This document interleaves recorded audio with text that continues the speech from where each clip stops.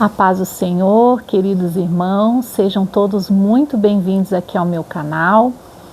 Hoje eu gostaria de trazer uma palavra do Senhor ao seu coração, uma palavra que primeiramente o Senhor vem falando comigo sobre a preparação do seu povo.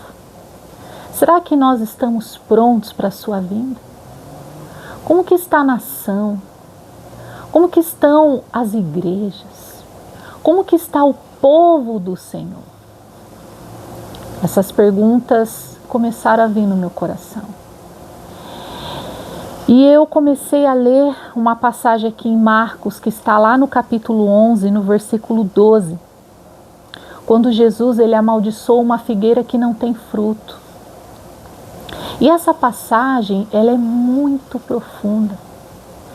E isso aqui aconteceu há 2000 anos atrás, mas ela ainda é uma palavra muito real para os nossos dias atuais. Essa mensagem, ela serve para nós hoje. Assim como ela serviu para a nação de Israel naquela época, ela serve para a igreja do Senhor, ela serve para um despertamento.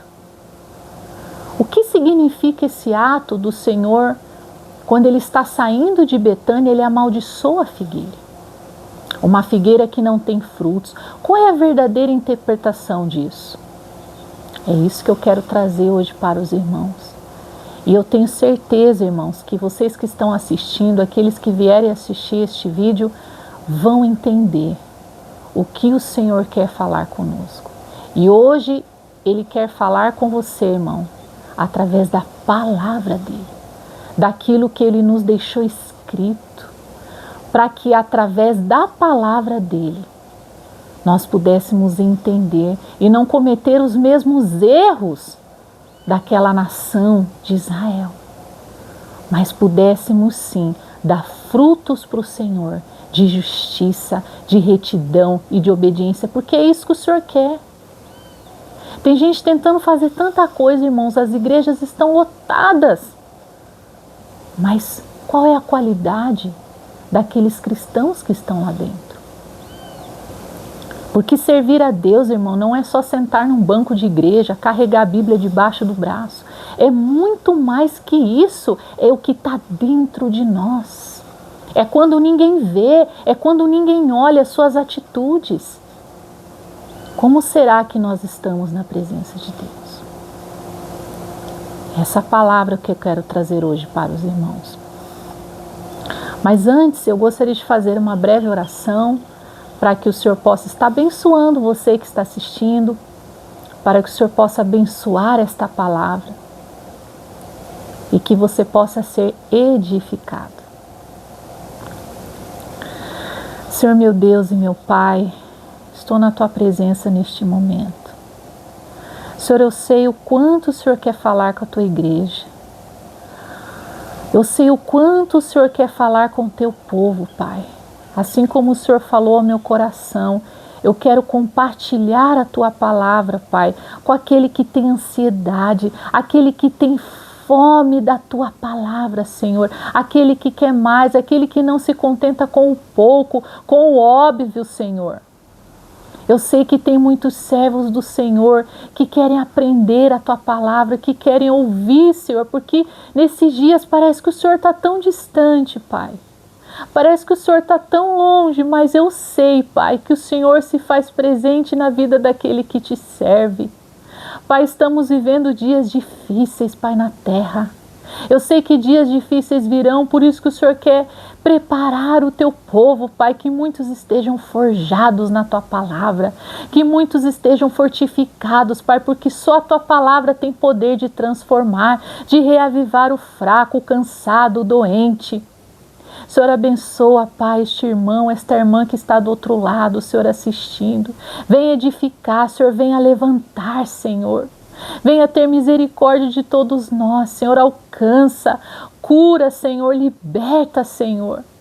Venha abrir os nossos olhos, venha tirar o véu que está posto sobre nós, Pai.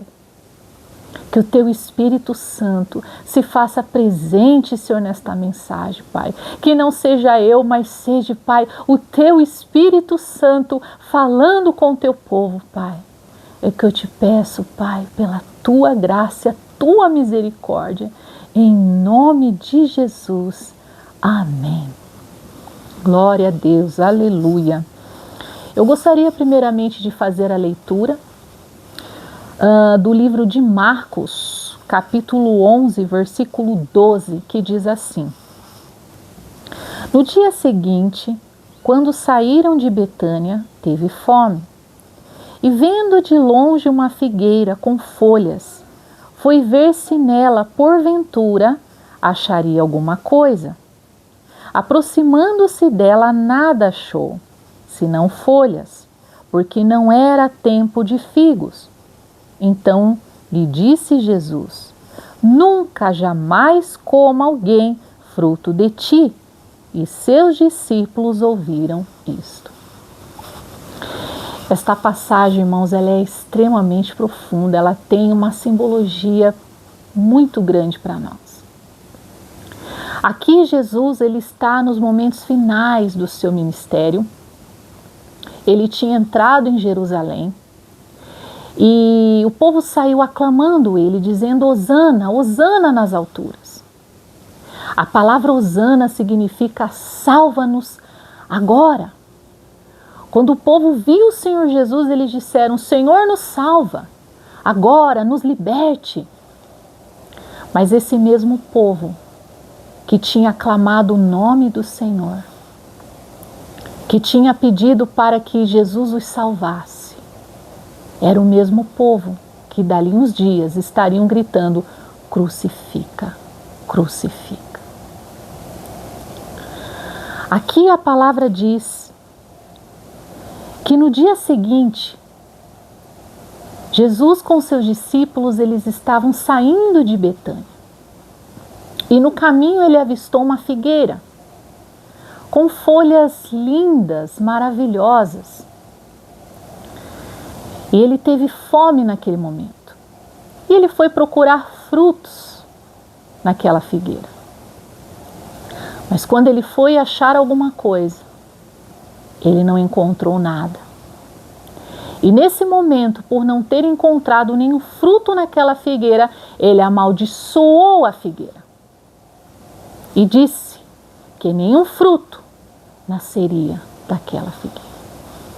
Imagino como os discípulos devem ter ficado assustados com essa atitude de Jesus, que parece um pouco dura, mas que tem um significado muito grande para nós, como também teve para os seus discípulos. Jesus, ele vai aproveitar este momento, este ato, este sinal, para os ensinar, porque eles estão a caminho do templo que estava em Jerusalém. É interessante porque aqui na palavra diz que não era tempo de figos. Isso é algo muito curioso, porque se não era tempo de figos, por que o Senhor foi procurar frutos ali? É interessante porque a figueira, ela tem uma particularidade muito interessante. Antes da colheita normal, ela produz alguns frutos prematuros antes que nasçam, antes que venham algumas folhagens nela. É interessante isso, irmãos. E como Jesus olhou para a figueira e viu folhas, aquelas folhas bonitas, o que ele pensou? Pode ser que haja algum fruto. Porque é uma característica da figueira produzir alguns frutos prematuros antes que saiam folhas nela. Olha que interessante. E tem mais alguma coisa interessante na figueira, porque se não nascem esses frutos prematuros na figueira, isso é um sinal que durante aquele ano não haverá colheita nela. Ela não vai produzir nada, mas se houver esses frutos prematuros, esses frutos que nascem um pouco antes de sair as folhas, é sinal que haverá uma colheita naquela figueira. Uma colheita normal. Então, isso presume que se Jesus viu folhas naquela figueira, poderia ter frutos nela. Só que a figueira só tinha folhas bonitas, mas não tinha fruto nenhum. E por causa disso, o Senhor amaldiçoou a figueira. E a figueira aqui, ela representa o povo de Israel. Representa a nação de Israel. Isso já era muito conhecido dentre os discípulos de Jesus, porque eles já conheciam pela palavra de Deus que sempre a nação de Israel era comparada a uma vinha, a uma figueira. E o mais curioso aqui é que fala que Jesus teve fome e por isso ele vai procurar frutos naquela figueira. Mas é até estranho pensar que Jesus estava ali com fome, porque Jesus saiu de Betânia. E Betânia era um lugar que Jesus era muito bem recebido, ele tinha amigos em Betânia, era o lugar que Jesus repousava. Era o lugar que Jesus era muito bem recepcionado, ele tinha amigos, assim como Lázaro, que ele amava, e a sua família. Então, se Jesus sai de Betânia, significa que Jesus havia sido recepcionado por alguém. Ele havia se alimentado. Mas essa fome que está falando no texto não é uma fome normal. Essa fome que está falando que Jesus vai procurar figos, frutos naquela figueira, é a fome que Jesus tem da salvação da nação. É a fome que Jesus tem de frutos da nação de Israel. Isso pode ser muito bem comparado, irmãos, àquela passagem lá em João no capítulo 4, onde Jesus ele está indo ali para Samaria, e ele chega em Samaria e vai para um poço conhecido como Poço de Jacó. E é interessante porque a palavra diz que Jesus tinha que passar ali, porque os judeus eles não passavam por aquele caminho. Mas Jesus, ele sabia que ele tinha uma missão naquele lugar. No lugar onde aquelas pessoas eram tão mal vistas pelos judeus. E Jesus se senta do lado de um poço conhecido como Poço de Jacó. E ali apareceu uma mulher. E a Bíblia diz que Jesus pede água para aquela mulher. Ou seja, essa sede de Jesus ali também não era uma sede normal. Era sede por almas. Era a sede de salvar aquela mulher samaritana que estava longe de Deus, que mal conhecia a palavra de Deus. Jesus ali num diálogo com ela, ele vai ensinando novamente toda a palavra. E Jesus diz algo muito interessante, que está ali no capítulo 4, no versículo 10. Jesus diz assim: se conheceras o dom de Deus, e quem é o que te pedes, dá-me de beber, tu lhe pedirias, e ele te daria águas vivas.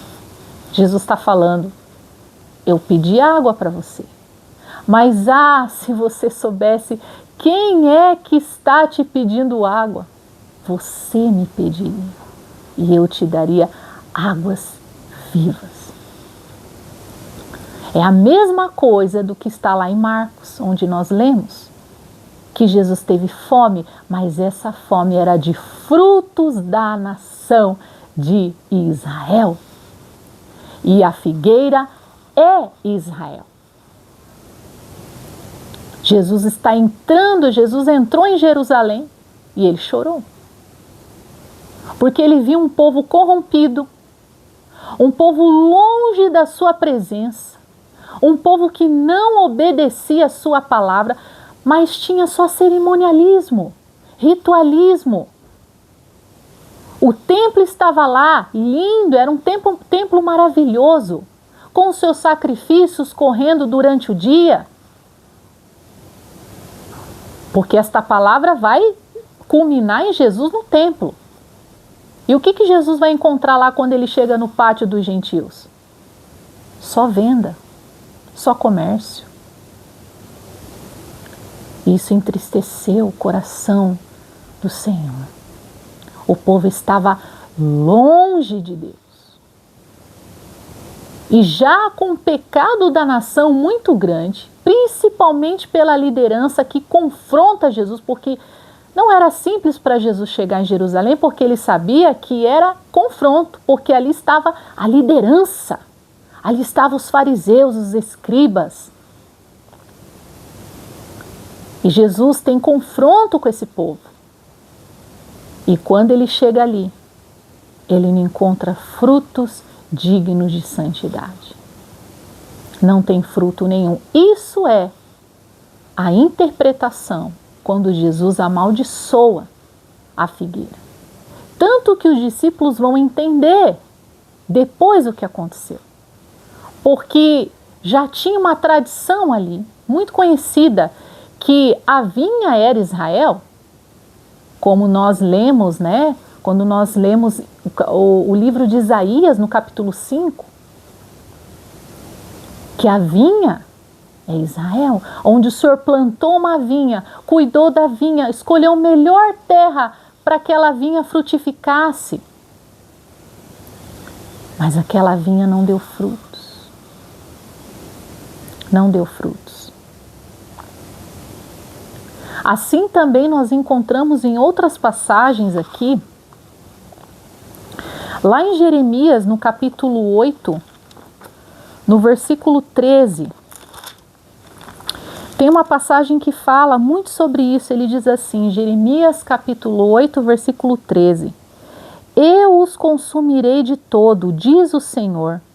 Não haverá uvas na vide, nem figos na figueira, e a folha já está murcha, e já lhes designei que passarão sobre eles. Olha só, o Senhor está falando aqui. Não haverá uvas na vide e nem figos na figueira. Por quê? Por causa do pecado do povo. O Senhor também, seguindo essa interpretação, o Senhor fala lá também em Miqueias. No capítulo 7 de Miqueias, versículo 1. Olha o que diz aqui, irmãos. Ai de mim, porque estou como quando são colhidas as frutas do verão, como os rabiscos da vindima. Não há cacho de uvas para chupar, nem figos temporãos que a minha alma deseja. Pereceu da terra o piedoso, e não há entre os homens um que seja reto.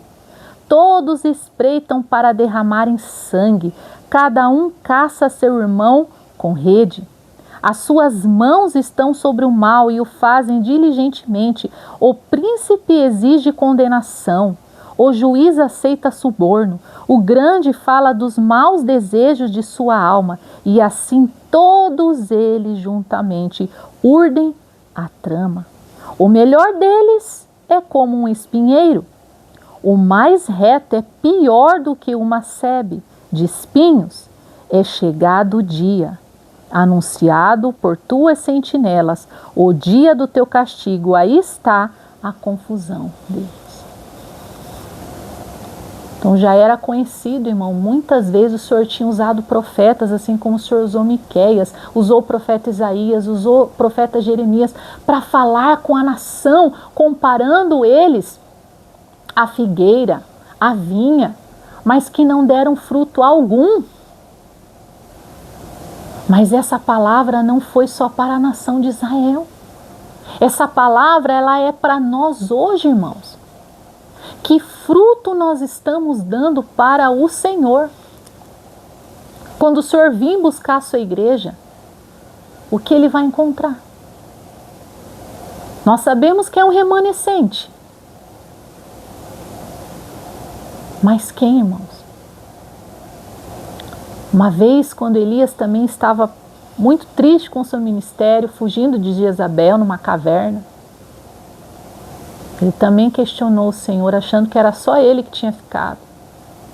O Senhor falou, não, ainda há 7.000 que não se dobraram a Baal. Eu sei que tem, irmãos, esse remanescente. Eu sei que há pessoas que buscam o Senhor, servos de Deus, vasos que Deus usa, mas são poucos. E Deus, irmãos, a gente fala, o Senhor não veio ainda, mas por que será que o Senhor não veio? Porque o Senhor, Ele é tão misericordioso que Ele está esperando você, todos nós, para entregarmos frutos dignos a Deus. Não sejamos como aquela figueira que era só aparência.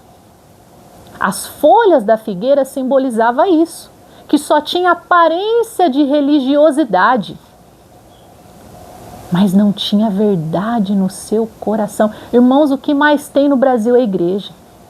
Comparado com países da Europa, as igrejas estão vazias. Aqui tem muita igreja, mas o Senhor está falando aqui. Qual é o fruto? Por que adianta, irmão, ter tanta igreja, mas não tem qualidade? Não tem fruto. Muitos em Israel conheciam a Torá, conheciam os mandamentos, mas dentro do seu coração estavam longe de Deus. A palavra do Senhor diz que Ele não tem prazer na morte do pecador. Porque é muito triste, irmão, quando uma pessoa morre sem salvação. Mas nós temos que pensar qual é o fruto que nós estamos entregando ao Senhor. É interessante que em Lucas não é colocado esta passagem de Jesus amaldiçoando a figueira, mas no lugar desta passagem é colocada uma parábola, onde Lucas conta que um homem plantou uma figueira numa vinha. E quando ele foi ver os frutos dessa figueira, não tinha nada. E aí ele pede para que o vinhateiro cortasse aquela figueira, tirasse aquela figueira, porque não tem fruto. A nação que recebeu todas as bênçãos, todas as promessas, rejeitaram o Messias. E quando o apóstolo Paulo fala isso, irmãos, quando nós não obedecemos, quando nós rejeitamos a Deus, a palavra dele, nós estamos crucificando ele novamente. É muito sério a palavra de Deus. Tem gente brincando com a palavra de Deus. Quando o Senhor chama o profeta Isaías para o seu ministério, o Senhor mostra a sua santidade. Ele vai ali orar no templo e ele vê o Senhor assentado num sublime trono. Algo maravilhoso. E ele fala, nossa, eu vou morrer porque eu vi a santidade do Senhor. E aí vem um anjo trazendo uma brasa e toca na boca daquele profeta para purificar. Porque antes da gente ministrar a palavra, irmãos, antes da gente levar a palavra, a gente tem que entender que Deus é santo. Tem gente levando a palavra sem entender a santidade de Deus. Aquilo que o Senhor mostrou para o profeta Isaías, ele precisava ver para entender o que é a santidade do Senhor, a ponto dos serafins cobrirem o seu próprio rosto por causa da santidade de Cristo.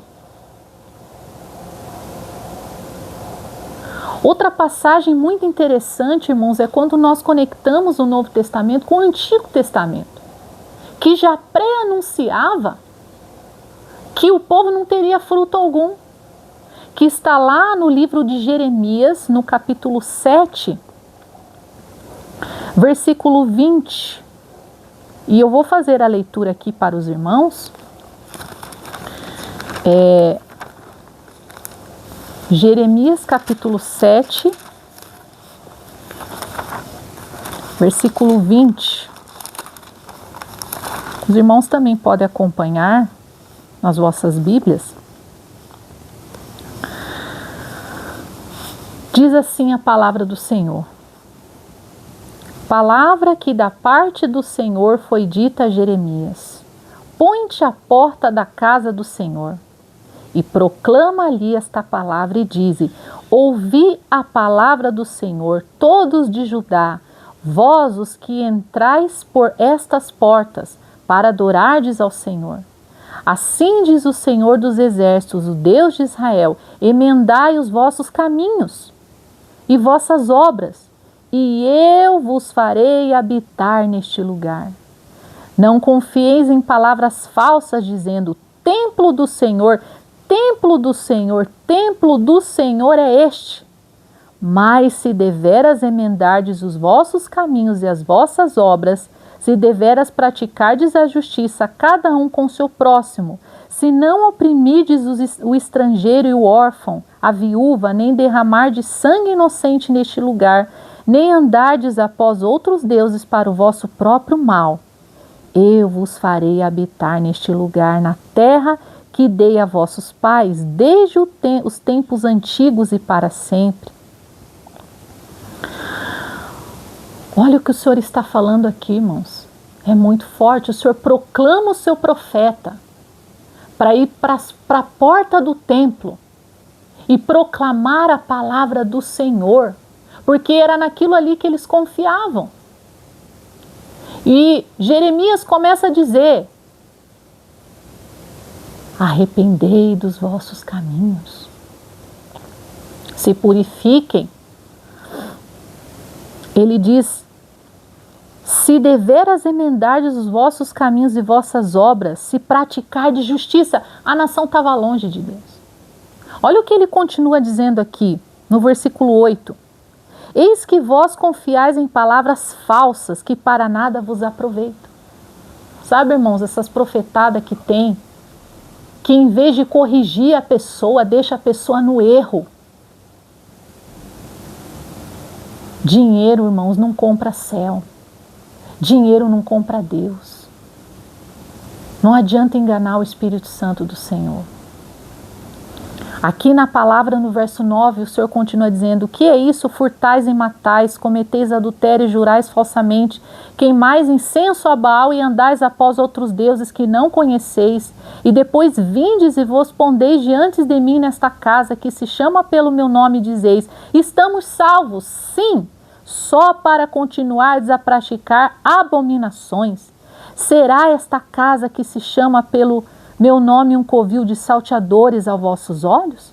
Eis que eu mesmo visto, diz o Senhor, mas ide agora o meu lugar que estava em Siló, onde no princípio fiz habitar o meu nome, e vede o que lhe fiz por causa da maldade do seu povo de Israel. O Senhor usando o profeta Jeremias para lembrar da nação do que ele fez naquele tabernáculo que estava em Siló. Quando a família de Eli era líder ali, era sacerdote. Lá em 1 Samuel nós vemos que os filhos de Eli pecavam gravemente contra o Senhor, e por muitas vezes o Senhor usou profeta para falar com seu servo, com Eli. Mas ele não dava ouvido à voz, o Senhor não corrigia os seus filhos roubavam das ofertas da casa de Deus.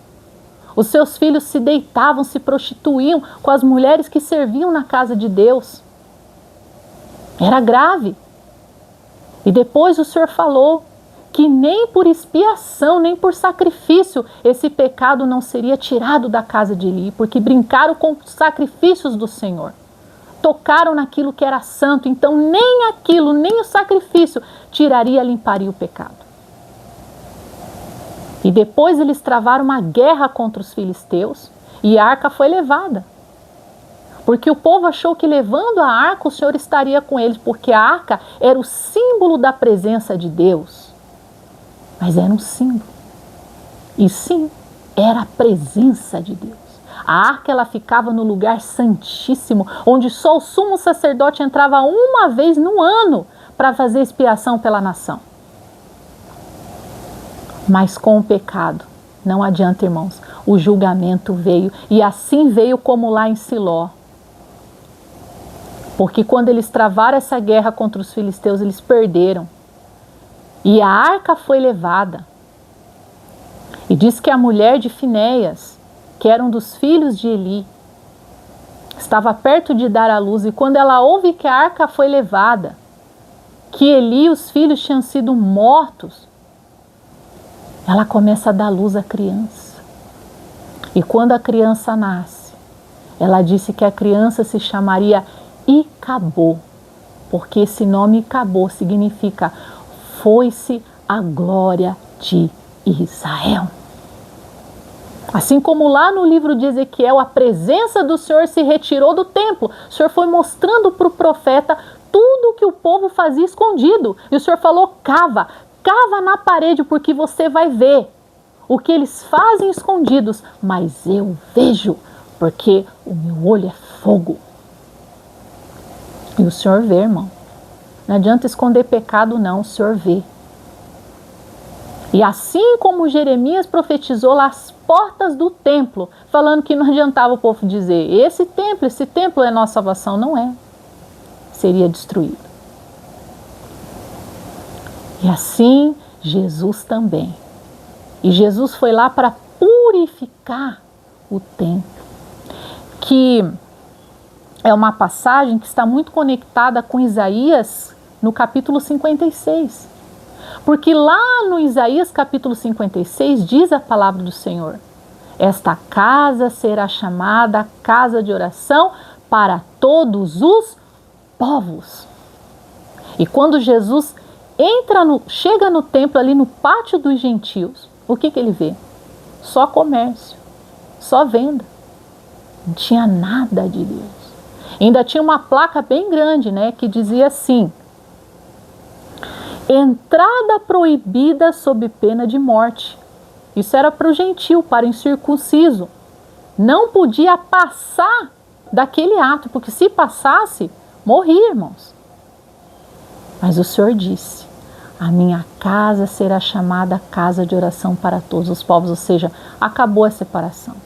O Senhor está dizendo que aqueles sacrifícios eram já inúteis, porque agora ele era o novo templo, ele era o novo sacrifício que seria oferecido na cruz.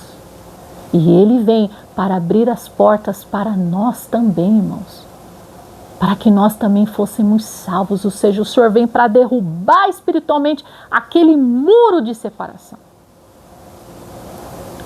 E ele vai expulsando todo mundo que estava ali vendendo, roubando na casa de Deus. E assim está o mundo agora, irmãos. Sabe aquela última igreja que fala em Apocalipse, Laodiceia? Que não era frio e nem quente, mas estava morno. Ou seja, a igreja que não sente mais nada. Aquela igreja ali de Laodiceia prefigura a igreja de hoje, do final dos tempos. Que está assim. Igreja rica, irmãos, quanto o Senhor prosperou a igreja? A igreja hoje tem condição que não tinha 20, 30 anos atrás. Quanta coisa a igreja pôde fazer hoje, irmãos, que é uma bênção. Mas que fruto que está dando para o Senhor lá no íntimo do nosso coração. E assim, irmãos, como o Senhor jogou, lançou no mar aqueles porcos,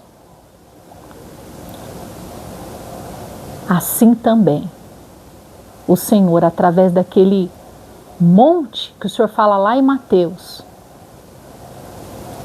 junto com a passagem da maldição da figueira, ele fala que se tiverdes fé, até o monte seria lançado ao mar.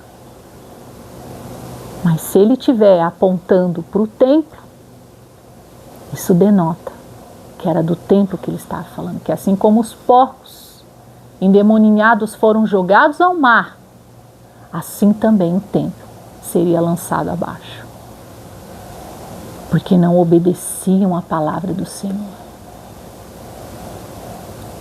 E com todas as tentativas de Jesus, assim como Israel não deu os frutos na vide, não deu figos, agora Jesus, lá em João, ele diz: eu sou a videira verdadeira. E quem estiver em mim, o que ele fala? Dará muitos frutos. E o meu Pai poda para que ele dê muitos frutos. Que lindo isso, irmãos. Mas temos que estar nele, temos que criar raiz nele. É nele que damos frutos, irmão, mas temos que estar nele. Estar nele é fazer a sua vontade, é ter comunhão com ele. Sabe, irmãos, isso é mais importante, é vida de oração. O inimigo, irmãos, ele está assim destruindo tudo que ele pode. O inimigo, ele anda ao derredor do povo de Deus. Mas como o Senhor diz lá no livro do profeta Zacarias, que ele seria um muro de fogo ao redor do seu povo, assim ele está com aqueles que o buscam. O mundo está aí, irmãos, nós nunca vimos a presença de Satanás tão forte no mundo. Agora a gente está ouvindo falar de tanta bruxaria, que estão abrindo portais, coisas que nós nem ouvíamos falar há 20, 10 anos atrás. Nunca esse tipo de religião aflorou tanto, não só no Brasil, mas no mundo, irmãos.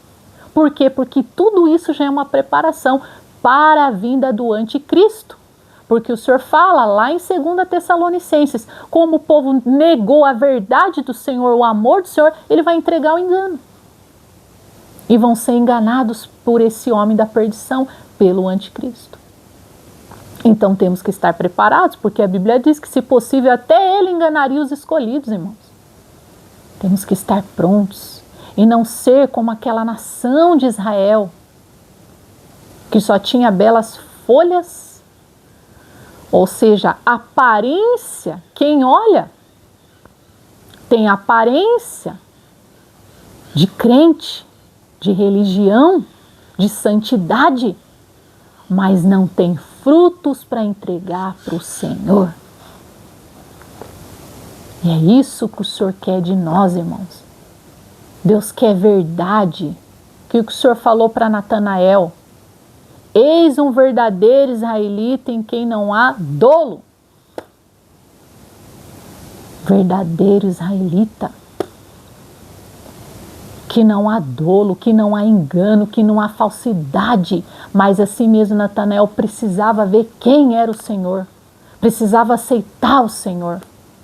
Não adiantava só ter exterioridade, mas ter também dentro do seu coração a palavra de Deus.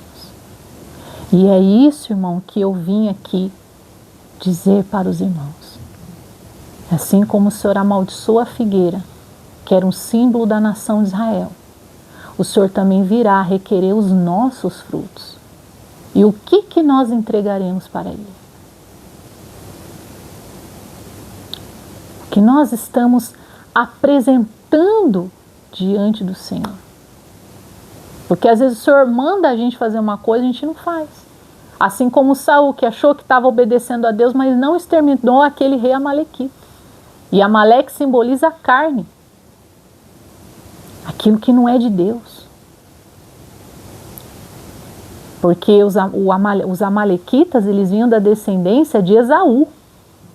E o que Esaú fez? Rejeitou a herança. Rejeitou a primogenitura. Mas depois o que ele fez? Foi tentar se arrepender, chorou, mas não houve lugar para arrependimento. Então, irmãos, é esta palavra que eu senti no meu coração de trazer. Eu sempre trago aqui no canal sonhos, alguma coisa que o Senhor falou comigo, mas nesse vídeo eu senti de trazer essa mensagem para muitos, para despertamento, para levantar aquele que está caído e despertar, tirar do sono espiritual. Porque o Senhor quer uma igreja viva, uma igreja que ama o Senhor verdadeiramente, que ande com Ele verdadeiramente. E não só tenha uma exterioridade que aparenta algo muito belo, mas tenha também frutos dignos para apresentar ao Senhor. Amém, irmão? Que o Senhor abençoe a todos que assistiram esse vídeo, que o Senhor possa continuar abençoando você, a sua família, que o Senhor dê graça, que o Senhor tenha misericórdia dessa nação. Nós temos que continuar orando pela nossa nação, irmãos, porque eu sei que vamos enfrentar coisas muito difíceis, não está fácil, para muitos não está fácil. Mas é por isso que o Senhor está pedindo para que nós estejamos prontos, santificados na sua presença, porque mesmo o país estando difícil, ele tem poder de abençoar, ele tem poder de prosperar. Mas nós temos que andar na sua presença. É isso, irmãos. Que o Senhor esteja com cada um de vocês e até o próximo vídeo.